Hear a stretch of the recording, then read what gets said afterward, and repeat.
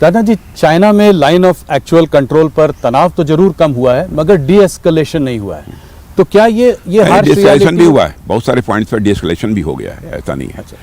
और आपने देखा होगा कि इधर चाइना का भी एक स्टेटमेंट था, चाइना ने भी कहा कि भारत के साथ जो एलएसी पर जो थोड़ी तनावपूर्ण स्थिति बनी थी, हम उसको भी सामान्य करना चाहते हैं।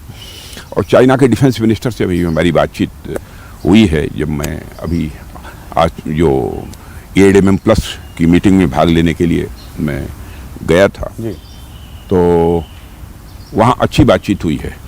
उन्होंने कहा कि साहब, हम तो अब ये चाहते हैं कि बल्कि एलएसी के ऊपर मिलिट्री टू मिलिट्री भी लगातार यह बातचीत चलती रहे, ताकि किसी भी प्रकार की तनावपूर्ण स्थिति लाइन ऑफ एक्चुअल कंट्रोल पर पैदा न होने पाए। उन्होंने भी इच्छा व्यक्त की है। तो ये बड़ा डेवलपमेंट है, मतलब चाइना को हम ट्रस्ट कर सकते हैं कि यहाँ पर कहा है उन्होंने। अच्छा। उन्होंने कहा है और हमने उस पर सहमति भी व्यक्त की है। जब मैं शंघाई कोऑपरेशन ऑर्गेनाइजेशन की बैठक में चाइना गया था फिलहाल, तो अलग से भी हमारी वहाँ के डिफेंस मिनिस्टर से बात हुई थी।